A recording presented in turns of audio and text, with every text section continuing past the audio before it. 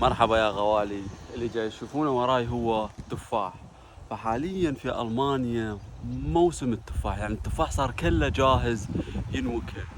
فبسبب كثرة الأشجار اللي موجودة هنا، أشجار هواي، تشوفون أشجار تفاح. اللي منكم يجي يزور ألمانيا يشوفوا هواي أشجار تفاح. فبسبب الكثرة تشوفون إن التفاح يطيح للأسف بالأرض. شوفوا، بالأرض بالأرض بالأرض بالأرض، يطيح كله بالأرض ويبقى ما حد يشيله، يعني بسبب كثرة الكمية اللي موجودة تشوفها.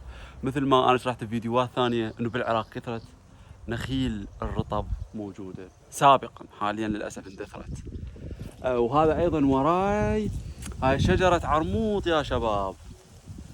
أنا عراقي ومن محافظة البصرة. بالبصرة إحنا نسميه عرموط، ممكن باللهجة الموصلية يسمونه غير شكل، باللهجة البغدادية يسمونه غير شكل، أو أنتم بلد الأم مالتكم تسمونه غير شكل. فهاي كلها أشجار تفاح، وحاليا موسم التفاح في ألمانيا، يعني الموسم صار جاهز. تشوف التفاح موجود رخيص بكل مكان. وأيضا أكو بعض العوائل تحط التفاح بصناديق وتحطه بأماكن ويكتبون عليها ورقة إنه أخذني وياك أو هدية إلك. فالناس اللي محتاجة، اللي ما عندها أشجار تفاح بالبيت، تاخذ كمية اللي هي تحتاجها تاخذها للبيت مجاني.